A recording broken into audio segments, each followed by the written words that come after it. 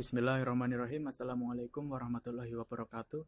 Kami dari kelompok 11 yang beranggotakan Muhammad Zidan Mahendra, Afifah Raihan Nisa, dan saya Khosito Sayoga akan membahas hasil kerja kami tentang Abu Mansur Al-Hallaj dan konsepnya.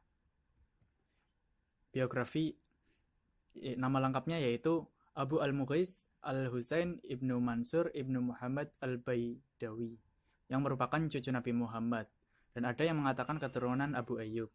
Nama lainnya yaitu Husain bin Mansur Al-Hallaj, lahir pada tahun 244 Hijriah atau 858 Masehi di Baida, Persia. Al-Hallaj adalah pelopor ajaran Al-Hulul, suatu ajaran yang menyatakan bahwa Tuhan memilih tubuh manusia untuk bersemayam jika manusia tersebut mampu menghilangkan sifat-sifat kemanusiaannya atau nasut. Nah, Al-Hallaj ketika mencapai tingkatan hulul, ia tidak hilang atau hancur, melainkan dua wujud yang bersatu dalam tubuh terjadi dengan cara Tuhan yang turun ke bumi untuk bersemayam di dalam tubuh Al-Hallaj.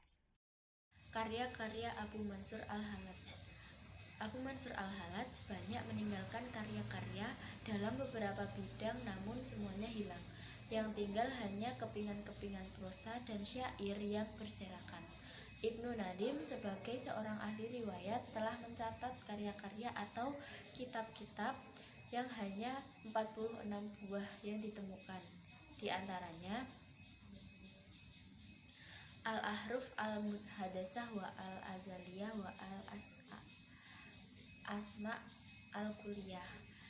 Lalu ada kitab Al-Wal Al-Tauhid, kitab Mad Al-Nabi wa Al-Hadsal Al-A'la, kitab Al-Abal wa Al-Fana, kitab Al-Usul wa Al-Furu', kitab Al-Saifur fi Naqsid Duhur, kitab Al-Abad wal Ma'bud, kitab Kaifa Kana wa Kaifa Yakun, kitab Huwa, kitab Siru Al-Alam wa Al-Tauhid, kitab Tawasin Al-Azhar, dan lain-lain. Kitab-kitab itu hanya tinggal catatan karena ketika Abu Mansur Al-Hallaj dikenai hukuman, kitab-kitab itu juga ikut dimusnahkan, kecuali sebuah kitab yang disimpan oleh pendukungnya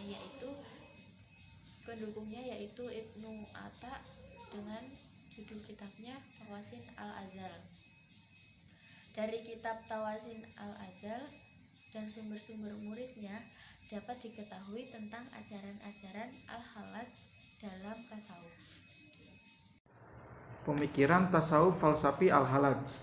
Yang pertama adalah hulul. Pemikiran Al-Hallaj yang sangat kontroversial, yakni hulul, Nur Muhammad, dan kesamaan semua agama. Nah, yang pertama itu adalah hulul, yang artinya Tuhan mengambil tempat dalam tubuh manusia tertentu, yaitu manusia yang telah dapat melenyapkan sifat-sifat kemanusiaannya melalui fana. Jadi hulul ini tingkatan yang dimana Tuhan dan manusia itu menjadi satu kesatuan, dan ajaran ini adalah ajaran yang paling banyak kontroversial dan banyak yang tidak bisa menerima hulul ini. Selanjutnya adalah Nur Muhammad. Ajaran Al-Hallaj yang lain adalah tentang hakikah Muhammadiyah, yakni kejadian alam ini yang berasal dari Nur Muhammad. Menurut Al-Hallaj, bahwa Nabi Muhammad terjadi dari dua wujud, yaitu wujud qadim dan azali, serta sebagai manusia atau sebagai nabi. Dan selanjutnya yaitu kesatuan segala agama. Di dalam ajaran kesatuan agama, Al-Hallaj mengatakan bahwa agama-agama yang ada di dunia ini pada hakikatnya sama saja. Maksudnya yang disembah sama, yaitu menuju Tuhan yang Maha Esa. Orang berbeda agama satu dengan yang lain bukan kehendaknya, tetapi adalah takdir Allah. Oleh karena itu, seseorang tidak usah berselisih paham antara agama yang dianutnya dengan agama yang dianut oleh orang lain. Selanjutnya adalah hukuman Al-Hallaj. Jadi mengenai sebab-sebab hukumannya masih sekarang menjadi kontroversial gitu. Kebanyakan orang mengemukakan bahwa sebab-sebab hukumnya dilaksanakan dikarenakan ada perbedaan pemahaman dengan ulama fikih yang dilindungi oleh pemerintah. Dia dihukum bunuh dengan terlebih dahulu dicambuk Jadi dia tuh hukum bunuhnya ada yang mengatakan dicambuk, lalu disalib, kemudian dipotong kedua tangan dan kakinya, dan dipenggal lehernya. Kemudian potongan-potongan tubuh itu dibiarkan beberapa hari, baru kemudian dibakar, serta abunya dihanyutkan di sungai Dajlah. Pada riwayat yang lain, pada pendapat yang lain, disebutkan bahwa saat digantung, ia dipecut 1000 kali tanpa mengeluh. Lalu tangan dan kakinya dipotong juga tanpa mengeluh, serta kepalanya dipancung. Ajaran Al-Hulul yang dibawa oleh Abu Mansur Al-Hajj ini menuai kejanggalan bagi para ulama.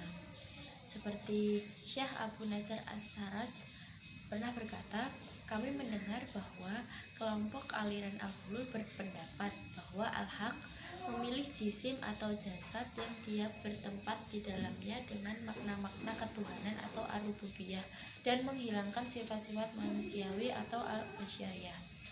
Menurutnya, jika pendapat di atas benar, maka aliran Al-Hulul telah melakukan kesalahan dalam mazhabnya yang menyatakan bahwa sesuatu yang ada pada sesuatu yang lain itu sejenis dengan sesuatu yang ditempati. Karena yang hak itu sangatlah berbeda dengan segala sesuatu.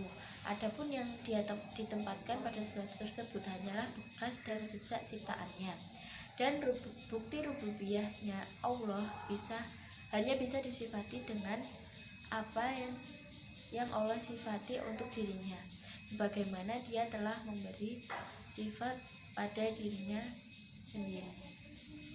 Mungkin itu saja dari kelompok kami. Bila ada kurangnya kami mohon maaf. Wassalamualaikum warahmatullahi wabarakatuh.